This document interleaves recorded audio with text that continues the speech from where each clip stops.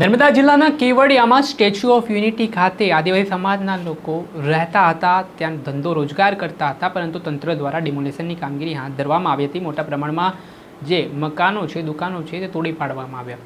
તેના કારણે આદિવાસી સમાજના લોકો બેઘર બન્યા છે. આને લઈને આદિવાસી સમાજના નેતા અને ડેડિયાપાડાના ધારાસભ્ય ચૈતર વસાવા છે તે પીડિતોને મળવા પહોંચ્યા હતા. તેમણે શું વાત કહી છે, વિગતે વાત કરીએ. વૈષ્ણવજન તો તેને કહીએ જે પીડ પરાઈ જાનાને રે. આમ આદમી પાર્ટીના ડેડિયાપાડાના ધારાસભ્ય ચૈતર વસાવા આજે સ્ટેચ્યુ ઓફ યુનિટી ખાતે પહોંચ્યા હતા. સ્ટેચ્યુ ઓફ યુનિટી ખાતે થોડાક દિવસ પહેલાં તંત્ર દ્વારા મોટા પાયે ડિમોલેશનની કામગીરી હાથ ધરી હતી, જેમાં પાકા મકાનો, દુકાનો છે તે તોડી પાડવામાં આવી હતી. આ ઘટનાના ઘેરા પ્રત્યાઘાત પડ્યા છે. આદિવાસી સમાજમાં ભારે રોષ પણ જોવા મળી રહ્યો છે. ત્યારે આજે પીડિત પરિવારની મુલાકાત લીધી છે ધારાસભ્ય ચૈતર વસાવાએ અને તેમની સાથે સંવાદ પણ કર્યો છે, જેમાં કેટલાક લોકો રડતા પણ જોવા મળ્યા છે. જેમાં કેટલાક લોકો રડતા પણ જોવા મળ્યા છે. હાલ જે પરિસ્થિતિનું નિર્માણ થયું છે, જે મકાનો, દુકાનો ત્યાં આવેલી હતી, ધંધા રોજગાર માટે લોકો ત્યાં વર્ષોથી પોતાની રીતે ગુજરાન ચલાવતા હતા, પરંતુ તંત્રએ જે એકાએક જે ધંધા રોજગારની વસ્તુઓ તોડી પાડવામાં આવી, તેના કારણે ચૈતર વસાવામાં રોષ પણ જોવા મળ્યો. સાથે જ ત્યાંના સ્થાનિકો પણ આ બાબતે શું કહી રહ્યા છે તે સાંભળી લો. ડમલાઈનો લિગ્નાઇટ હોય, અહીંયા આંબાડુંગરનો પ્રોજેક્ટ હોય, કે હાઇડ્રો પાવરનો નસવાડીનો પ્રોજેક્ટ હોય, કે માલસામોટનો પ્રોજેક્ટ હોય, કે સાપુતારાથી લઈને સ્ટેચ્યુ ઓફ યુનિટીનો પ્રોજેક્ટ હોય, કે આ નેશનલ હાઈવે 56 નો હોય, એક પણ પ્રોજેક્ટ હવે અમે થવા નહીં દઈએ. અમે જ નહીં થવા દેવાય.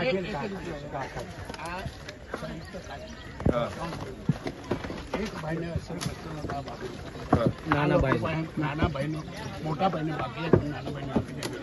એમની પાસે બધા જ પુરાવા છે, છતાં આજની તારીખે એમને આખી જિંદગીની કમાણી બિચારાને ઘર આ તોડી નાખ્યું સાહેબ. મેં વિનંતી બી કરી કે રહેવા દો સાહેબ, હું ખસેડી લો, ફક્ત ને ફક્ત 2 દિવસનો ટાઈમ આપો. અત્યારે બી આ સરકારીનું કામ ચાલે, મોડું થયું સાહેબ. અમારા ઘરને ઉતાવળ હતી, બરાબર. શું એક પત્ર મંજૂર તોડી આપણા ઘરોવાળાને ન્યાય નહીં મળશે ને, એમનો એક પ્રોજેક્ટ, એક hotel, resort, safari park, one park બધું બંધ થશે. હા, બરાબર. પ્રવાસીઓને અમે અપીલ કરીશું, ભાઈ કેવડિયામાં આવતા નહીં, જોવા જેવી થશે. કેમ અમારા લોકોએ આંસુ લૂસીને આખી જિંદગી અમારા લોકોએ જમીન આપીને હું ભૂલ કરી છે. ભોગ આપ્યો નર્મદામાં, આમાં સ્ટેચ્યુમાં જમીનો આપી, રોડમાં જમીનો આપી, પ્રોજેક્ટમાં. એટલે અમારા લોકો ભૂલો કરી છે. અહીંયા અમારે મા બેટીઓ અમારી સામે રડી બતાવે, એટલે અમારા લોકોનો જે આ બધું છીનવીને તમે ઉદ્યોગપતિઓને બધાને આપવા માંગો છો. બધા પુરાવા એટલે કઈ નહીં દાદી, ઉપરવાળો બધું જોઈ છે. હા, અમે છે ને લડીશું. કુદરત કોઈને છોડશે નહીં. હા, હવે આતરડી તમારી દુખાવી છે, કુદરત કોઈને નહીં છોડે. એ લોર્ડ કરજણ, જનરલ ડાયર જે બી હશે ને, આવનારા દિવસોમાં એમની સાથે અમે લડવા તૈયાર છે. એ રીતના બનવા માંગતા હોય તો અમે બી ભગતસિંહ, બિરસા મુંડા બનવા તૈયાર છે. અમે તે દિવસે સરકારમાં બેસેલા અધિકારીઓ, લોર્ડ કરજણ, જે લોકો અહીંયા આદેશો કરે છે, અધિકારીઓ બી આટલી બી દયા હોય, માનવતા હોય ને, તો આ બિચારીનું દુકાન નહીં તોડતા, આ બિચારીનું ઘર નહીં તોડતા. આ બિચારી ક્યાં રહેવાની છે હમણાં? આગળ પાછળ કોઈ નથી. એનું ઘર તોડી નાખ્યું, એનું દુકાન તોડી નાખ્યું. આની પાસે શું માંગે છે સરકાર? સરકાર આની પાસે ખજાનો માંગે છે. આ ધરતીની માટી કેવી છે, છોકરીને ખબર નથી કે માણસો કેવા છે. આ છોકરીને હજી ક્યાં રહેવાની? હવે ક્યાં જવાની? હવે આ છોકરી જશે તો આ છોકરીનો નિહાપો કેમ લીધો અને વિકાસ કરે? છોકરીઓ બચાવો. હું બચાવે આ છોકરીને? એક થઈ જાઓ. આવી રીતે છોકરીને બચાવે. બેટી બચાવો, બેટી પઢાવવાની મોટી વાતો કરે છે, નારી શક્તિની વાતો કરે છે. આ દીકરી પર હું માંગતા હતા એ લોકો? તો દુકાન તોડી નાખ્યું. એના બાપ દાદાઓ અહીંયા ગુજરી ગયા. જમીન જાયદાદ બધી લઈ લીધી આ છોકરી માટે. અને કહે છે કે ભાજપ સરકાર છોડ. ભાજપ સરકાર કહેવામાં આવે કે અમે વિકાસ આલે, હું વિકાસ આલે. ભાજપનો નેતા આવે ત્યારે એલસીબી મૂકી દે. આજે એલસીબી વાળાને પાણી પીવાય ગઢે બેઠી.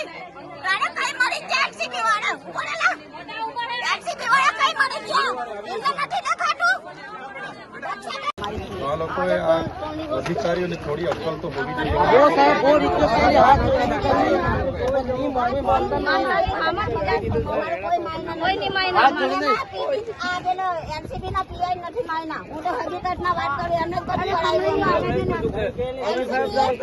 એટલે એમને તો ઉપરથી ઓર્ડર પેલા આપ્યો હશે, ડીઓનો ઓર્ડર હશે એટલે આપણે ગુરુવારે બધા તૈયાર રહેજો. ડીઓને 15 દિવસનો અલ્ટિમેટમ આપી આવીએ, બરાબર ને? પછી કાર્યક્રમો ચાલુ હશે.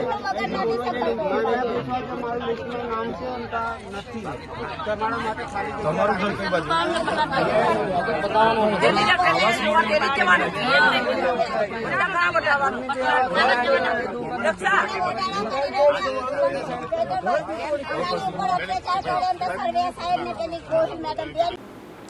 આપે સાંભળ્યા હાલ જે પીડિતોની ગુહાર છે, ન્યાયની માંગ તેઓ કરી રહ્યા છે, તેમનો આસ્યાનો, તેમની છત છીનવાય છે, રોજગારીની કોઈ સુવિધા ઉપલબ્ધ નથી, તે પ્રકારના ગંભીર આરોપો તેઓ લગાવી રહ્યા છે. અને જેમ તેમ તેઓ પોતાની રીતે રોજીરોટી ચલાવતા હતા, પરંતુ જે રીતે તંત્રએ એકાએક ડિમોલેશન કરી દીધું છે તેમના બાંધકામ ઉપર, તેના કારણે આદિવાસી સમાજમાં ભારે આક્રોશ પણ જોવા મળી રહ્યો છે.